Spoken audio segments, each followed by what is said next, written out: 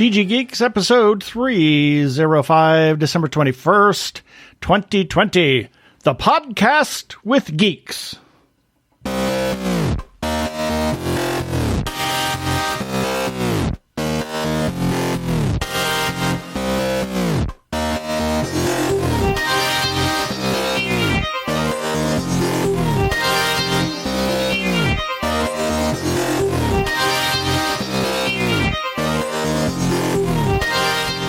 Hello and welcome to another webcast from tggeeks.com, where Ben and Keith, the two gay geeks, talk about all aspects of geekdom and nerdery, sci-fi, comics, film, horror genre, you name it, we talk about it. I'm Keith Lane, and we're coming to you from TG Squared Studios that almost wasn't in lovely Phoenix, Arizona. And I'm Ben Raggington, also coming to you from, we're on vacation for the next 2 weeks here in Phoenix, Arizona. Yeah, let's get on with it. Prepare for hyperdrive. Meanwhile, in the Hall of Episodes, the two gay geeks are discussing this. Well, in this episode, just a little more enlightenment on that. The Phoenix TG Squared Studios, it almost wasn't. We almost had a catastrophic disaster. Almost. Yesterday, we were getting ready for the show. I mean, we're recording this on Sunday this time rather than our usual Saturday because my Seagate drive that has all the show information as well as some financial stuff and everything decided to Stop working and caused a panic. I was able to recover it, thank God, and then I copied it all over to another drive, and then we're going to replace that one. That's the second Seagate drive that we have lost this year. Yes, it is. That are less than a year old. Yeah. So the just first one was beware. The first one was beware. mine, and I lost a lot of really valuable stuff on that I'm now slowly, and I won't be able to replace all of it, just parts of it. Yep. And it's the 2 gig drive. So yeah. Or a 2 terabyte drive. So yeah, not going with that ever again. Just beware. Not with Seagate. Sorry. Yep. And so in this episode, we're going to talk to Chuck Tomasi, who is Mr. Technorama Podcast, and he's going to also talk about Podcasting for Dummies, which is got 3rd edition, I think, is out now and just released, and some other things. So, and I've got a poem for that. A poem for that? Yes. 'Twas the episode before Christmas in the land of podcasts. Everyone tuned in to hear Santa Chuck Tomasi. Thank you. Yes. And moving right along, on to something else. Completely different. We have our birthday shout-outs, our featured podcast of the week, and everybody's favorite. I spent 15 minutes trying to work on that thing. And shout-outs. And in the second segment, we're going to talk about a couple of things. Ooh. That we got to see last weekend. And our weekly recap, and then weekly our regular recap. Yes. And so we're just going to get right to it.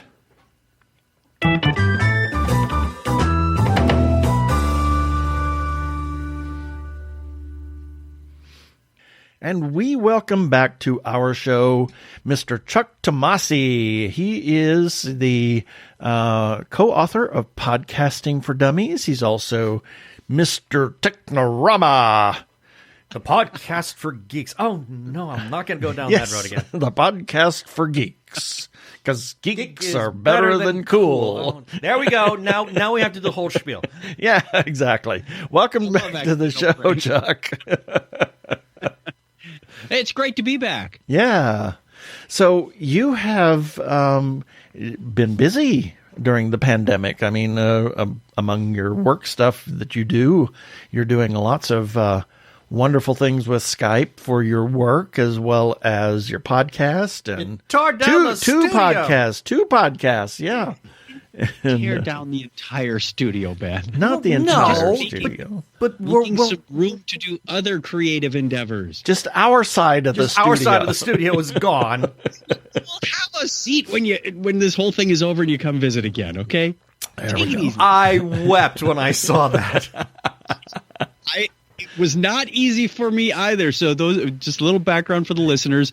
I bought the house from Michael Armenengay, who decked out 2 bedrooms as a full-blown studio. We had a peninsula where the guests would sit, and there's a lot of history going back to, I don't know, 1984 or something. Yeah, There's exactly. been thousands of podcasts recorded in this studio, and for the last 6 years, it's been mine, and it's worked well. We've had guests in doing similar things with Technorama and so on and so forth. But there came this realization in my work stream that the lighting and the audio and things just weren't working as optimally as they could. So to take it up to the next level, to get the better lighting, to get the better camera angles, to get the better stuff, that better production, because I was able to take my hobby and bring it to work, create live streams, create podcasts, just do the same thing, but not get paid for it. Exactly. I needed to do some rearrangement, and it was heartbreaking to start tearing into it at first. But there's a plan. Like the Cylons, they have a plan too. Yeah, I have a plan to still have multiple styles, multiple flavors. I don't know what you want to call it, but be able to do the work stuff and then quickly change the set out and do Technorama and quickly change the set out and do Saturday Night Karaoke and so make it multi-purpose without looking like the same place every time. Yeah. In other words, a convertible. Yeah. Yeah. That's his midlife crisis. That or it's a studio that has a chameleon circuit inside. Exactly. There you go. Michael Armenengay, who's now in Texas, I sent him some pictures and said, "Look what I started." He said, "Oh, I really wish I were there to help." So I'll bet. He loves doing this kind of stuff. Yeah. I wish he was here to help. Yeah, well, after you bought the house, I mean, my God, he was still in there working on it. He was. The joke around here is it came with the house, including friends like you and me. Yeah. Brian Brown, Jack Mangan. Hey, who's that in the closet over there? We'll play that another time. That was... So, yes, been busy with podcasting for Dummies. Obviously, I'm not doing a lot of business travel right now, so it kind of worked out well. Spring is always a busy time for me at work because we do have an annual conference that comes up in May. And the third edition has been out for 3 years. It's been selling really well. Wiley calls it one of their greatest resurrection stories in history. So they said, "Hey, are you interested in doing a refresh?" And T said, "Yeah, I'm not opposed to it," because there's a number of things that have changed. The main difference between third edition and fourth edition, which just came out in mid-November of 2020, is obviously the technology has changed a little bit. It always does. The websites we cite for examples have changed. Podcasts come, podcasts go. Some stick around forever. So that's always nice. But the term podcast is really sort of evolving. 3 years ago, we were on our soapbox banging our gavel saying, if you don't have an RSS feed, you don't have a podcast.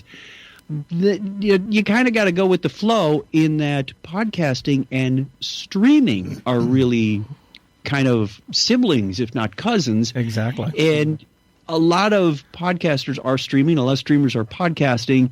So it's really kind of this blurry line, and we wanted to bring in more streaming technology. So we got rid of a chapter, I think it was on video podcasting, moved it later in the book, and it's about getting started with streaming.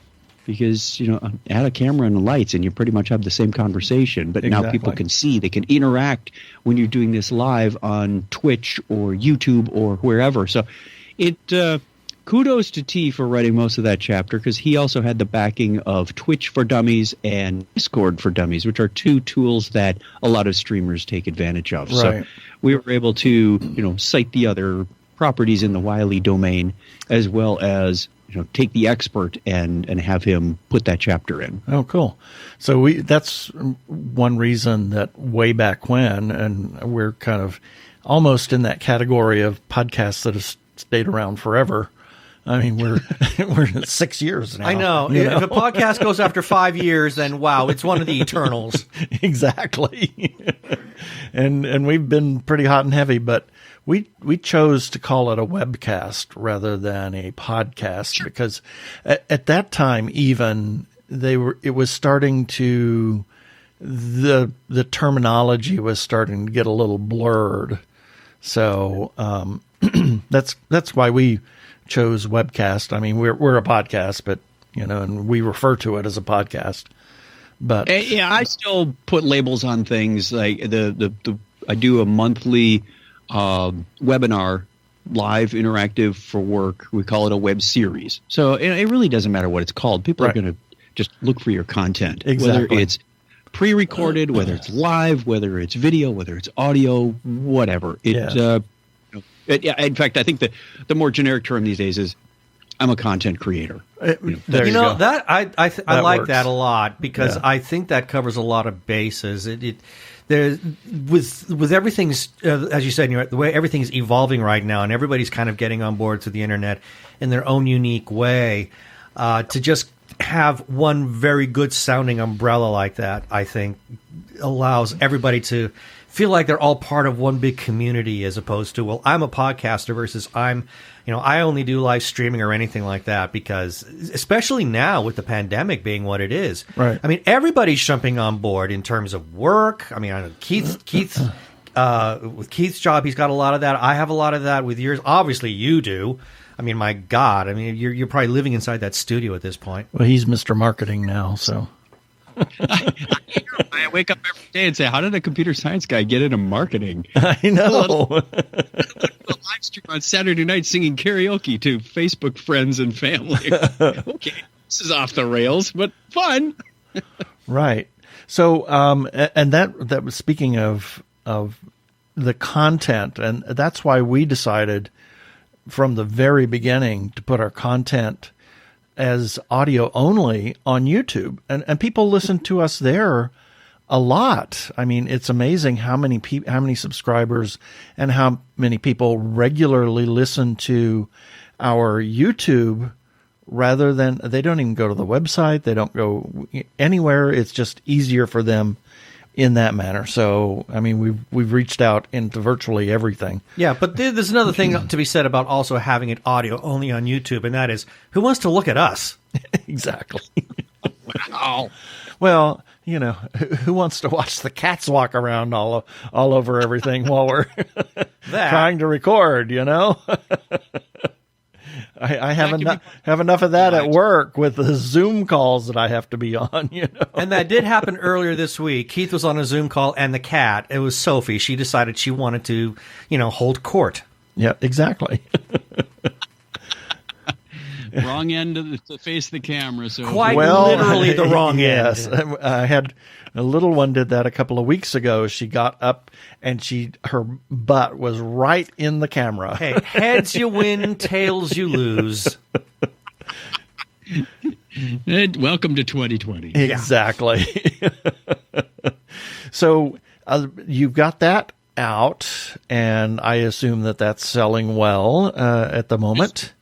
It's a little sad to look at. I go to Amazon every Monday and check the numbers and see how third edition is doing, and it's starting to fade, which is sad. But fourth is coming up fast. I look at different categories and how it's doing, but things are going well. Good. Things are going well. The sales are good. Haven't seen any reviews specifically for fourth edition yet, but we are getting some audio feedback from people. T and I do a live stream of the podcast episodes. We'll sit down on a Saturday for like 4 hours and record just 4 episodes at once. And people can join us on Twitch on his channel. It's fun, it's live, it's interactive, and then I take the audio, which is one of the things I got to do today is get the next episode out. So we've got a rolling series of these, sort of the editorial commentary. This is our fourth season because it's the fourth edition.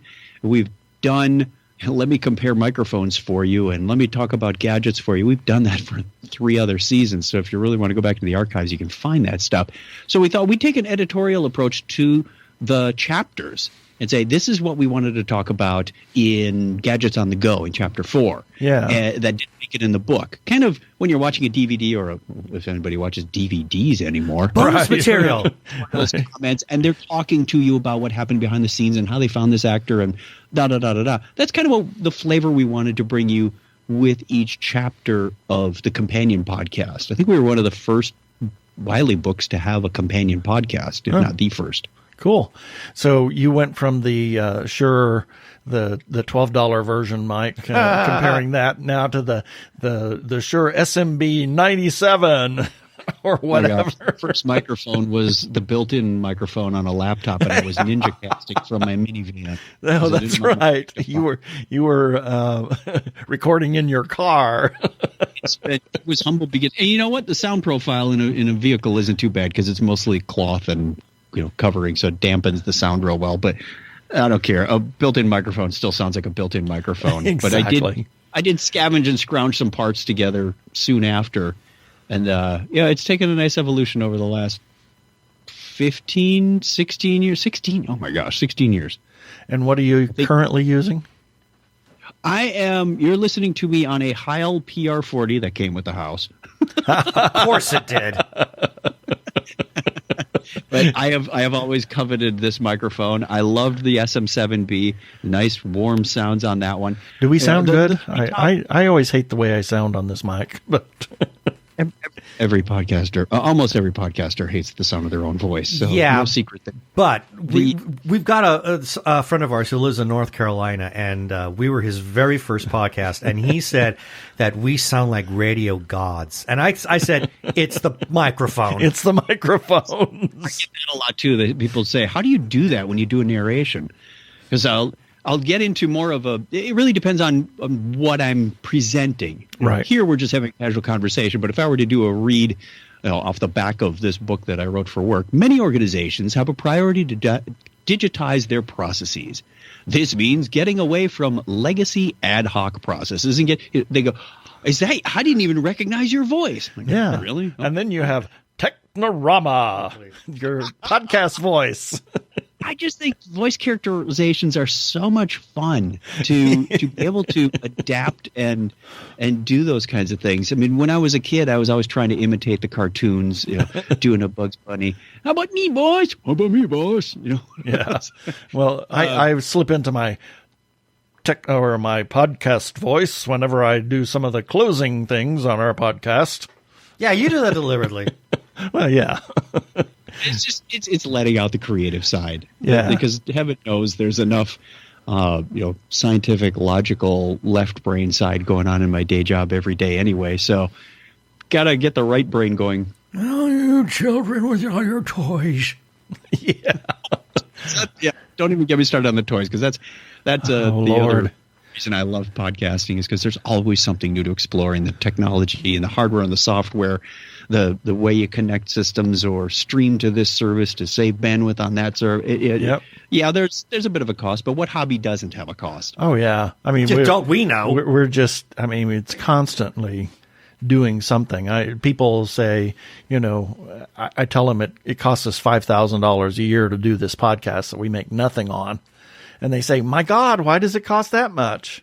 Let me itemize this for you. I mean, the biggest cost when we were doing it, I mean, it cost far less this last year because we didn't go anywhere. We didn't go anywhere, do any conventions. We didn't, buy stuff to stuff in the hotel for people to drink and eat and all of that. No hospitality suites. That's the biggest cost, to the podcast. Other people have different hobbies. It might be off-road RVing, it might be camping, it might be whatever. So you've got, let's take camping. You've got an RV, so you're going to have payments on that vehicle. You're going to have the costs of campground fees, the food you need for that weekend. Nothing's free in life. If you want to have some fun, you're going to have to pay for it. Oh, don't even talk to me about something like scuba diving. Oh, dear. But, there's all these different hobbies, all these different sports have a cost associated with them. We just choose to do this in a content creation way. Yeah, exactly. And then there's Men and Gay with his trains. Yeah. Oh my God. Sport. Yeah. You name it. So, other than the podcasting for dummies, what are the other things that you do for those that haven't heard us allude to things and have not heard you before? Like you mentioned the karaoke on Saturday, was it, or something like that? Live karaoke. Yep. That was an idea that was really an amalgam of other things I'm already doing. I just said, hey, you know what? About 2 years ago, I got hooked on doing karaoke. I did it live in Vegas on a stage with a live band, and I went, I'm sold. This is all I need. They didn't boo me off the stage, so I can't be that bad. Yeah. Well, that's cool. And every cruise we've gone on, I have been in those karaoke lounges every day till the wee hours. Oh, yeah, we've done that. We get to sing. It's just fun to be with the other people and sing along with the songs and explore new genres, and just it's a riot. That's my latest passion. And I said, for our annual conference, I want to do something creative to show the power of our platform. My job in the day job is I'm a developer advocate for a software development company called ServiceNow. We make a software platform, and we sell different packages on top of that for IT workflows, employee workflows, customer service workflows, and it is a platform. So I take creative ways of putting these Lego pieces together and show people this is what you can do. Stretch your mind beyond those packages that you've purchased from us. Extend them to your workflows. If you've got legal, if you've got HR, if you've got medical, if you've got whatever you're doing. I mean, there's probably nobody out there that's going to build a Jeopardy app on our platform, but I did. Or karaoke. I can do that. And I want to take that to the conference, thinking that last May would have been an in-person live conference in Orlando. But as we all know, in March, that rule changed. And I said, okay, well, I've got the software. I can make it extensible to do remote parties via Zoom or whatever. But I said, I've already got it. I want to just have some fun, pick some songs, and sing to people. So I've got Wirecast from the podcast and live streaming and work that I do, because during work I've got various live streams that I do about ServiceNow development, up to the tune of like 3 or 4 a week. And you have green screen software, and so green screen and software and multiple monitors around and multiple cameras and box lights. Yeah, it's kind of grown into a beast, but I had everything that was already there. So I said, let's just put this together and see where it goes. And people enjoy it. I've got a lot of Facebook friends. There's one guy I've known since I was in 3rd grade who joins every Saturday night religiously. He's my biggest advocate. He shares the post. He's chatting with the other people in the room while I'm singing. It's like, this is just a whole lot of fun, a fun way to bring people together. Right. So cool. I have to say, earlier you said, your day job, you're a development advocate. Does that mean somewhere in your job there's a development adversary? It's called the software. Oh, is that it? I'll come up with that. I'll put a goatee on and say that's the developer.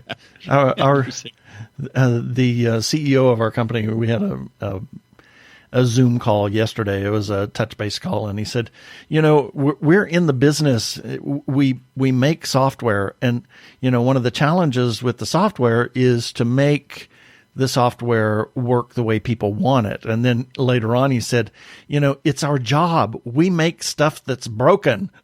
And then we fix it. Oh, dear. Oh, dear. No, that's the wrong approach.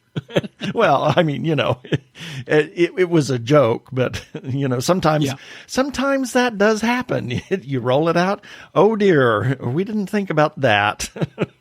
That happens, yeah, because actual real live use is different than what you think on paper when you're gathering requirements, or Exactly. It was for this group and now this other group wants in on it and they have a different set of requirements. So, yeah, there's a whole architecture discussion we could have around that. Yeah, that's why I never upgrade to the latest OS right away. Yeah, Neither do I. As you get older, you get a little wiser and you stop doing that. Right. Yeah, I still have the notification on my system preferences to update the the OS on my Mac here. So yeah, it's time to get Tiger. Yeah. OS 10.6. Lions and tigers and what's next? Bears? Oh my. So let's give a shout out to Topic is Trek and Technorama, and then Ben will ask his question.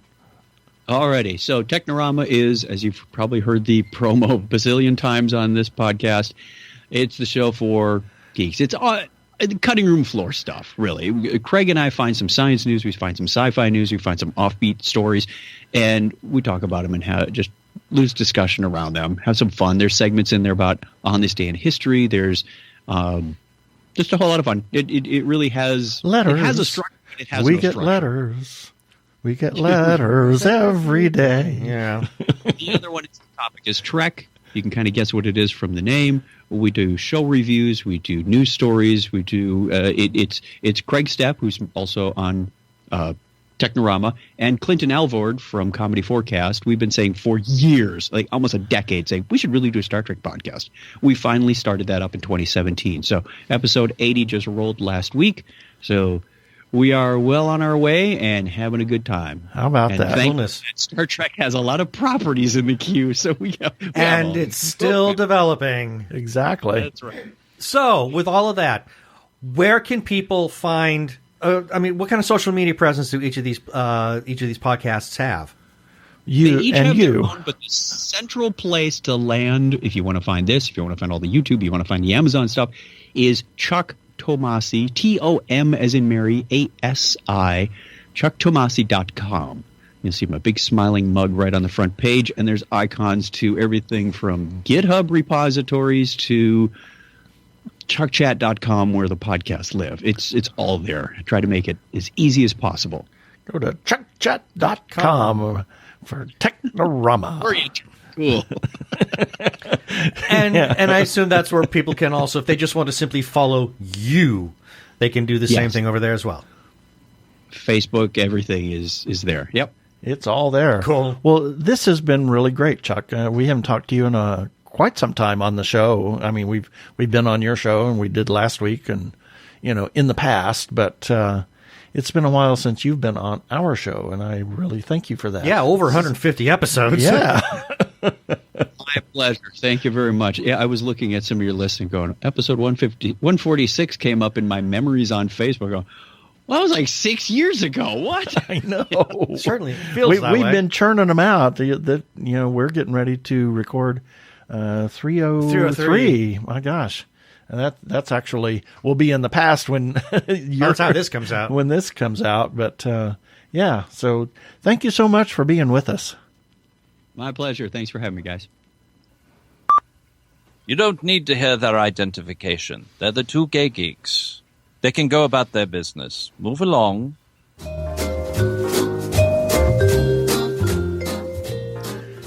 Well, let's see. Here's a few selected birthdays for December 21st through December 27th, 2020. December 21st, Michelle Hurd, actress. She was in Daredevil. She was, it just went out of my brain all of a sudden. And Ash versus Evil Dead, the TV series, in Hawaii Five-0, in Picard. Really? Yeah, she's the Is she the scientist? the snarky gal that. Her. I can't remember her name. Yeah. Oh, so she was like, she worked with Picard before he retired. Yes. Yes. Her. Yes. And there's virtually no trivia on her in IMDb. So Really? I don't have any trivia about her. Let's see. Also on December 21st, Michael Tilson Thomas. Oh, well. Conductor, San Francisco Symphony, just retired, Yeah. actually. He's still doing something with the symphony, but is, for the most part, retired. And one of the best recordings of Carmina Burana. Yeah, it's phenomenal. Oh, my God. Recorded in the round in a stadium in 1974. Yeah. Oh, my God. And it still sounds fantastic. It still does. I think that's the standard bearer, in my opinion. Yep. And with Judith Blagan that does, Oh, my goodness. did It doesn't get better. Dolcissime in one take. It doesn't get better. No. And also one of another outstanding recording is his of the Gershwin's Rhapsody Yes. in Blue with The Gershwin's piano own roll. piano roll. Yeah, I heard that on the Yeah. classical station, and It's amazing. I was amazed at how great that was. And then we have Facebook friend David Lewin and Mr. Eric Coleman. Happy birthday. Happy birthday. December 22nd. Robin and Morris Gibb of the Bee Gees. I'll let you wax on about Just to the GBs. Yeah, there's a fabulous Bee Gees documentary that is on HBO Max. I watched the other night and found it highly informative. The poor Bee Gees, man, they got such a bum rap. I really think they did. They got caught up in the whole disco thing, and it really wasn't their fault. And they're extremely talented musicians. And Robin, oh my God, I had no idea he had that kind of a voice. Yeah. And I saw footage of the three of them harmonizing live, and it was every bit as magic as you hear on the studio records. I mean, these guys were fantastic. I still love them to this day. And then we have Giacomo Puccini, a composer, end of the Romantic opera period and into the 20th century. Died 1921 or something like that. So many wonderful, amazing operas, and lots of intrigue in his life, from illegitimate children, to everything all over the board. Didn't know about that. Unbelievable. And then we have Barbara Billingsley, actress, Leave It to Beaver, Airplane, was briefly related to Peter Billingsley. I was going to say, her first husband. Her husband's cousin was Peter's father. Ah, yeah. Okay. I was about to make a joke, but that kind of died. Yeah. And then she regularly played poker with Rod Serling's family before he died. Oh, wow. Yeah, amazing. And then good friend of ours, Russ Kazmierczak, is a talented artist and comic artist and man about town, shall we say. Does a little bit of this and a little bit of that. And Mary Wiley Bunch. Happy birthday, Mary. December 23rd, Harry Shearer. I love this actor, guy. Spinal Tap. Another part of the gang of Mighty Wind, etc. And he does 21 characters on Simpsons. Oh, he's so good with voices. Yep. And he's terribly funny. I actually had the pleasure of talking to him. He was on Frank DeCaro. Oh. And I called in and I managed to ask him. I said, is Spinal Tap ever going to release a concert film? Because I always felt the Spinal Tap needed to. And he said, well, let me tell you. And he then proceeded to tell me how he and the other two guys of Spinal Tap, they did their folk trio from A Mighty Wind. They did a double bill. Oh, my gosh. They toured. It was a tour. They toured as a double bill. They opened up their own show as the folk act, and then they came out and did the whole Spinal Tap thing. And he said, they've got hours of footage. I said, you have got to release some of it. And he says, well, we're looking at it. That was like 10 years ago. Yeah. And then we have Finn Wolfhard, who is actually the actor in Mike and Stranger Things. And he was in It Chapter 2. Oh, this kid, he's amazing. Yep.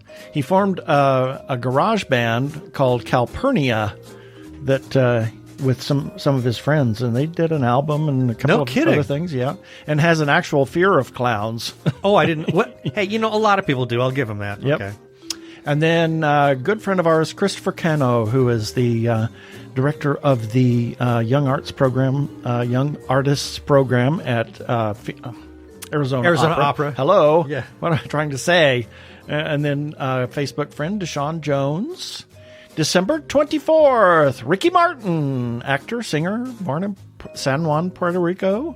Started in the boy band Menudo. And the Ricky Martin Foundation has given over $1 million worth of musical instruments to students in Puerto Rican public schools. He's a really great guy. Out gay man with 2 sons, and just... He's a really great guy. Yep.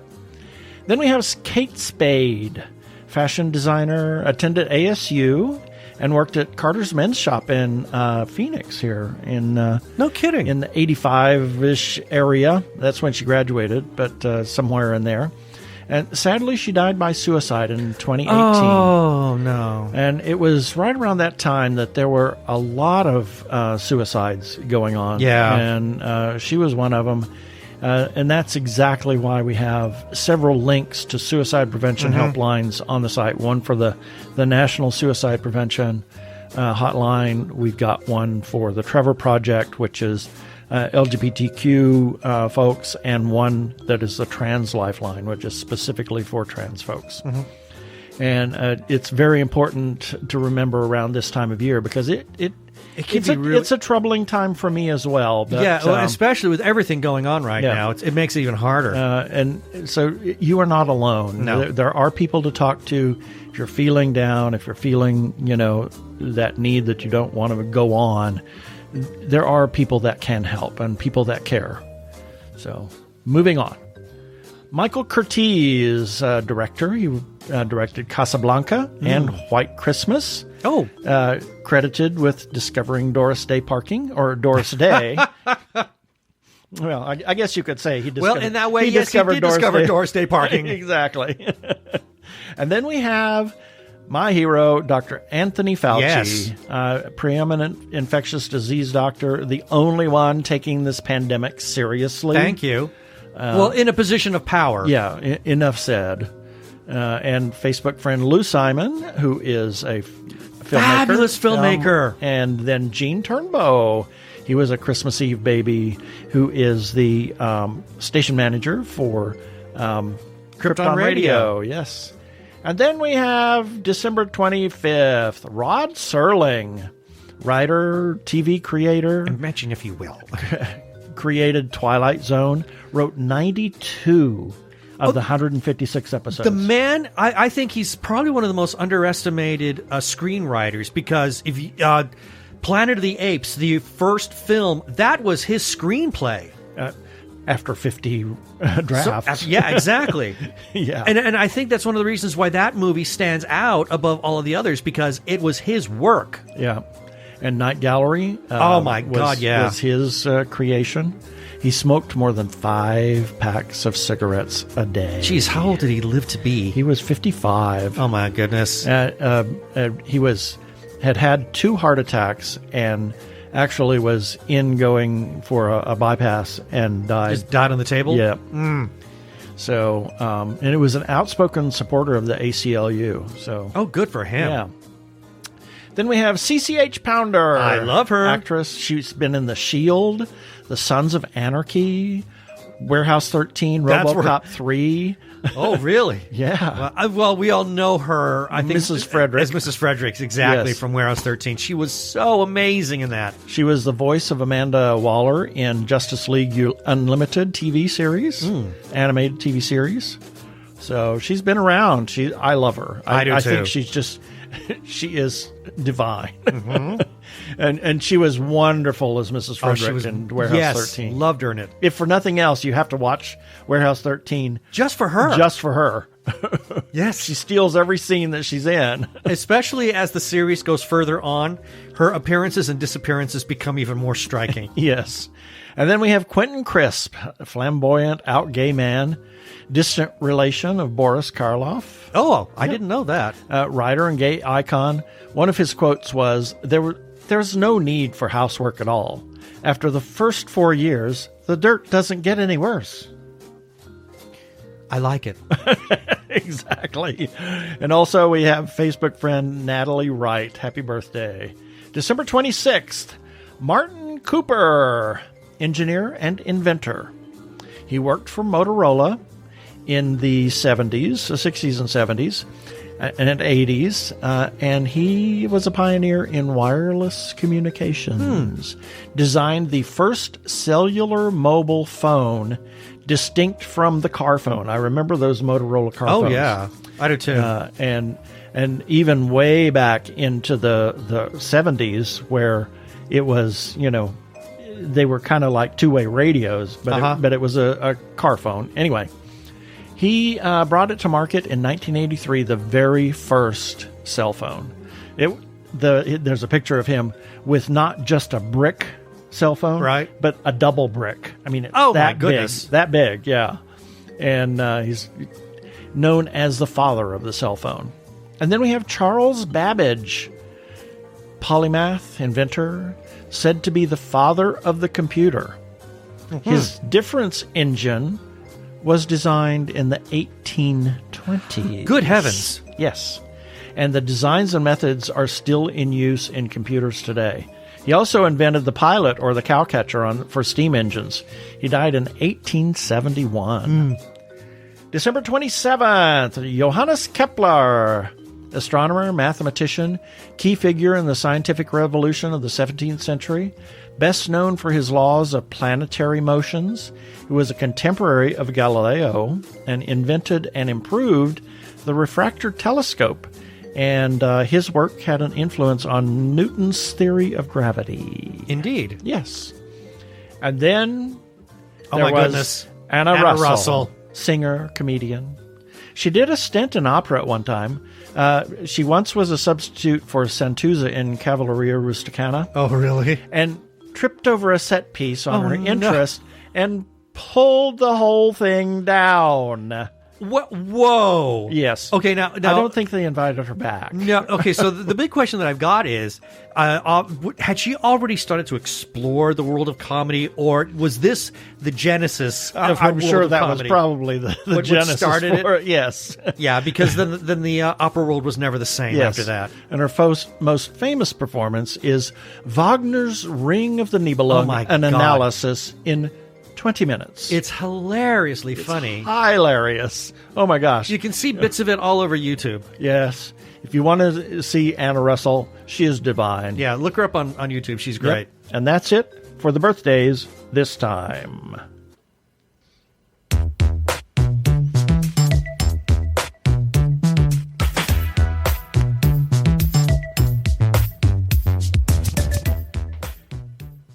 Technorama, the podcast for geeks, because geeks are better than cool. You don't hear someone say, "Get away from me, you cool person." Who's gonna have their 65-inch home theater system installed by the Cool Squad? Not me, that's for sure. How much cool cred do you have? Not enough to care about. Think you'll find any canned unicorn meat at thinkcool.com? It's just a part domain name.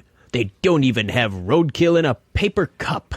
That's why you need to start listening to Technorama, because that's what geeks do. Go to chuckchat.com and listen to Technorama before you turn cool.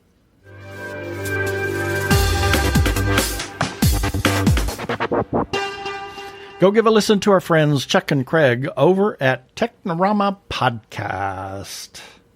I'm Daniel Radcliffe, and I believe that reaching out for help is the bravest thing a person can do.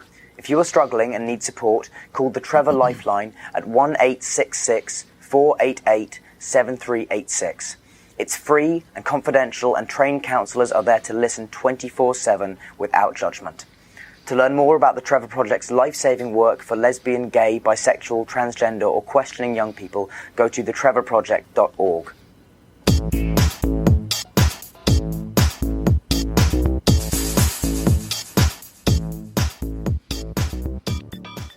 Well, it's time for our feedback, and there's very little because we wanted to have a larger second segment, and you'll understand why when we get to it.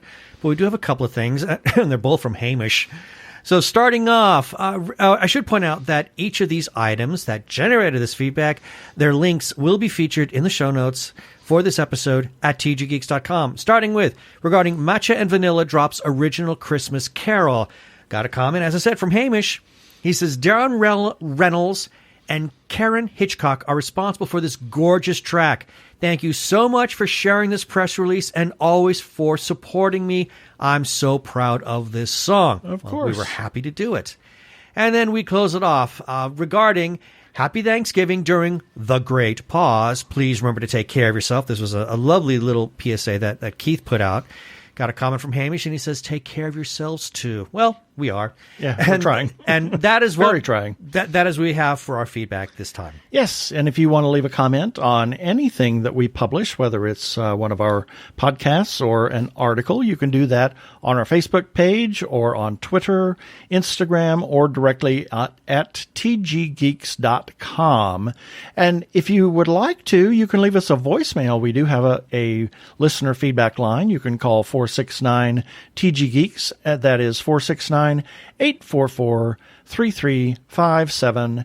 And as always, remember, please play nice.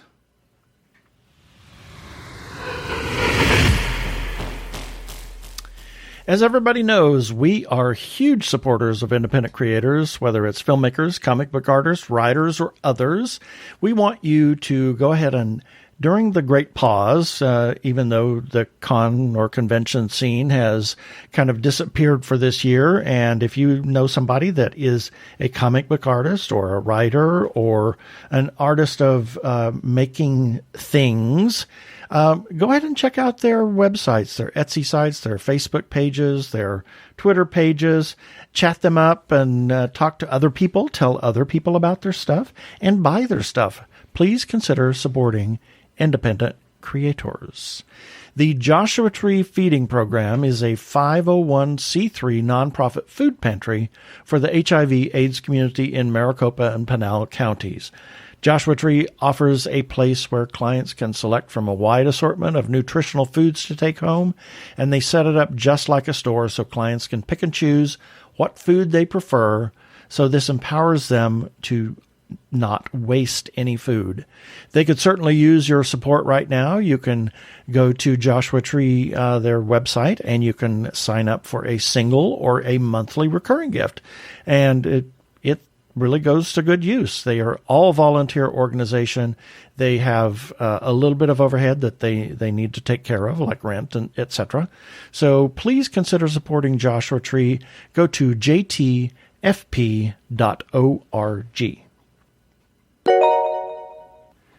If you are trans or are questioning your gender identity, and if you are in crisis or are feeling isolated and need someone to talk to, or you know of someone in a similar situation, there is a special hotline just for you.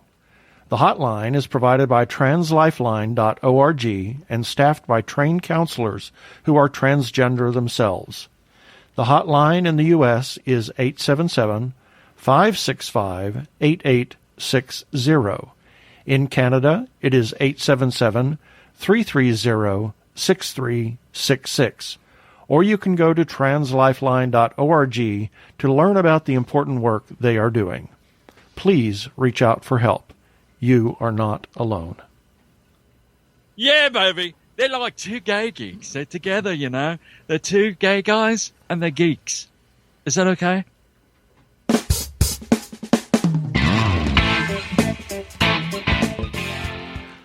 Well, and here's our second segment. I have a funny little story before we go on. All right, go for it. I have this. I've got a candy cane. A little bit. I like the little the little small ones, and I break them off. And one piece just almost flew out of my mouth as I was talking, and it just reminded me when I was in the 6th grade. Mrs. Coleman was this enormous black woman. She was the music teacher, and I was sitting right next to the piano. She'd always pulled the piano. It was stuffed against the wall, and they always pulled it out. And then we were singing, and I was sitting right there by the piano, and we had just come back from something, and there was some teacher conference that they had for an hour or something like that. And she was playing along, singing, and all of a sudden this mint flies out of her mouth and lands at my feet. And she said, "It's okay, baby. It's just a mint." Oh, sheesh. It's just... Cute. Mrs. Coleman, oh my gosh. She was delightful. I loved her to death. She was just incredible. Cute. Okay. She was the social studies and music teacher. All right. And her teacher questions.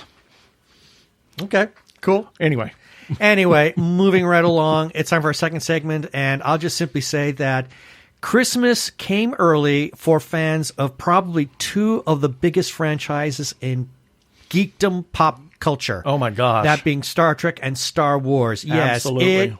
We had Christmas last week. Oh my gosh. Boy, did we ever. Let's start off. And we're going to try and be as non-spoilery as we possibly can. So let's start off with the most recent episode of Star Trek Discovery, which was Terra Firma Part 2. Oh my God. Oh my God. How do we get non-spoilery on this?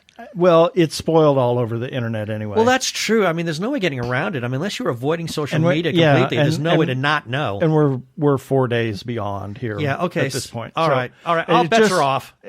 I mean, on this one, everybody probably knows that the Guardian of Forever from the original series shows up. Yeah. Other than that, Well, the funny thing was, I remember when we saw Terraformer Part 1 the week before, and we meet Carl, and we see this mysterious door frame, and I will admit that for who is this Time Lord? Well, yeah. yeah. Well, actually, that's what you said. I did say, we're crossing streams. Who's this Time Lord? And that's half a TARDIS. But for half a second, I actually thought, Guardian? Yeah. And then I dismissed it because it just didn't seem, because I kept thinking, no, we've got this guy here. And that's what totally threw me off. Exactly. And I remember posting it on social media because everybody was more talking about how Philippa has now gone over to the Mirror Mirror universe. Everybody was talking about that. And I'm like, well, I want to talk about the vehicle that got her there. Exactly. How the heck did she get there? Yeah, and how this was supposed to be the cure that the Discovery, the Enterprise, yeah, right, that the Discovery's sphere data computer recommended. Exactly. I mean, who is this? What is this? Well, and I also thought it was brilliant that they had David Cronenberg. Oh, I love him. He was so wonderful. He's so dry and terrifying at the same time. Exactly. Yeah, he was great in the part, and I would love to see more of him. Mm-hmm. I'm hoping we do.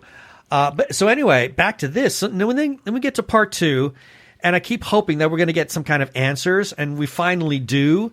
And the way we got that reveal was, I'm sure Star Trek fans are going, pointing at the television, going, and unable to speak. I mean, Will Wheaton, I think he said he jumped out of his chair and he was jumping up and down like a child. Yes. And if you are watching on the CBS, CBS app, be sure and watch the Ready Room. The Ready Room that with Will Wheaton, because after this episode, he has Michelle Yeoh on and does an extensive interview with her. I mean, she was just delightful. Mm-hmm. Yeah. And but to get the Guardian of Forever, I mean, we've had the series kind of do a few callbacks here and there, especially when Discovery discovered where, they found where the Starfleet was now hiding. Right. And we got a couple of callbacks with some of the starships and some of the this and some of the that. But then the Guardian, hokey smokes, Bullwinkle. I mean, that was just, I was blown away on that one. Yeah, and there's a bunch of other spoilers that we could talk about, but I'm not going to. But there's a bunch of tying of some loose ends in this episode. And so then the callbacks. Between the two episodes. Yeah, I mean, and there's also callbacks to Enterprise. Yeah. I mean, wow. We just happen to be in the middle of that, watching that right now. As it turns out. So it was kind of very clear in our heads that, wait a minute, this might have something to do with this. And when we started comparing, it's like, okay. Yeah. Man, the writers were far more clever this time than we initially gave them credit for. Yes, clever girl. Clever girl. I was very impressed with this episode, and it left some pretty heavy breadcrumbs. Exactly. That I wonder if they'll pursue down the road. I kind of hoping they will. Yep. Now, moving on. Oh, my Lord. Yes, The Mandalorian. Holy smokes. This one, I think, just blew the internet up. It did. It did. The internet melted because of everybody talking about this one. Yeah. We're not going to say what it is. No spoilers, but we're not going to say what it is. It was one of the most exciting things I've seen. It was the most exciting thing I've seen come out of the Star Wars universe in a long, long time. Absolutely. You and I, we were both in tears. And Claire O'Leary, she and I were communicating back and forth. She said she was squealing and clapping as I was doing the same thing. I was going, yee, and I'm clapping, like an idiot. And of course, Keith and I were both drinking that night. Well, hey, we were starting vacation. What can we say? Yeah, exactly. We earned it.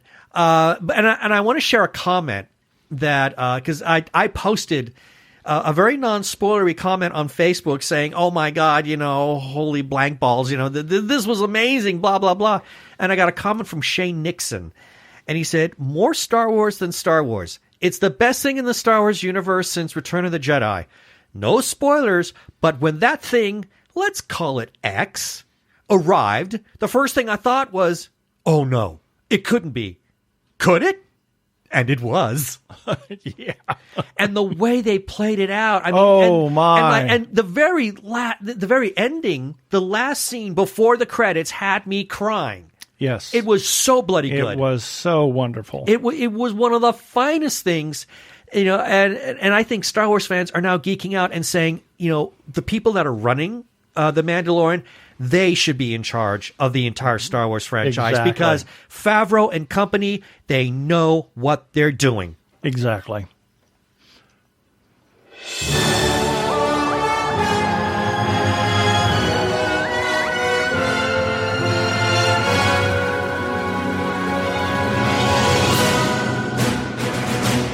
And now it's time for our weekly review. These are the items that we ran on our website at tggeeks.com this past week.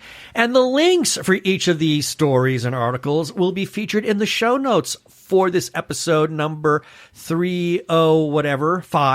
at tggeeks.com. Starting with Sunday, December 13th, Nerdy Chupacabras number 26. On Monday the 14th, TG Geeks episode number 304.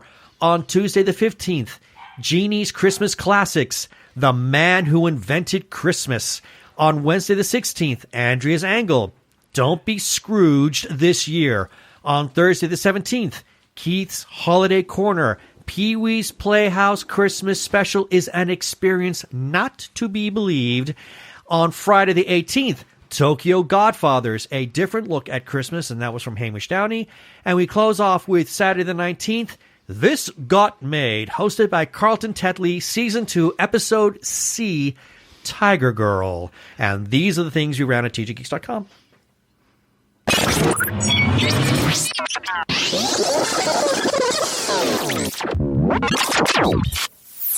Have a couple of shout-outs that we need to make. First, to the Arkle Times Post-Dispatch News for republishing our content from time to time. It's put up by the human Arkle, Brian Weber.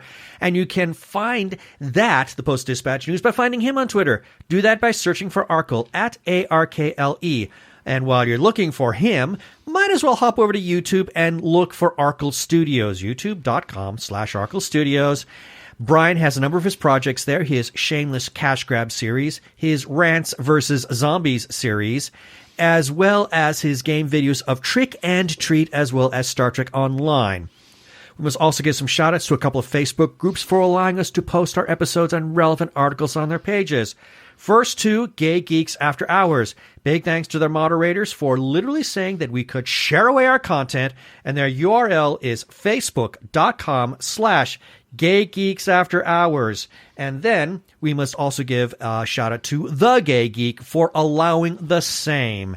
And their URL is facebook.com/group/The Gay Geek. And as always, we must give special thanks to their moderator, Jeremiah Reeves. Yes, thanks, Jeremiah. And just in case we don't know where you're listening from, if you choose, we are available on Spotify, TuneIn, Stitcher, and iTunes, Google, whatever, Marketplace, or whatever the hell it's called today, as well as where other fine podcasts can be found. Also, check us out on Krypton Radio at 3 a.m. and 3 p.m. Pacific Time on Tuesdays. They would do a playback of our episode. And listen to their other content. They're a 24-hour geeky internet radio station. Please rate us and review us on iTunes.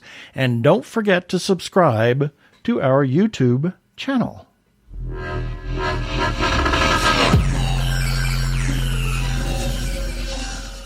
Okay, that should do it for this episode of TG Geeks Webcast. Be sure to check out the article for this webcast episode. We're going to have several links on the page of things that we talked about. And remember, you can comment on our Facebook page or our website, tggeeks.com. Or you can leave us a voicemail at 469-TG-GEEKS. That is 469-844-3357. From TG Squared Studios, I am Keith Lane. Thanks for listening.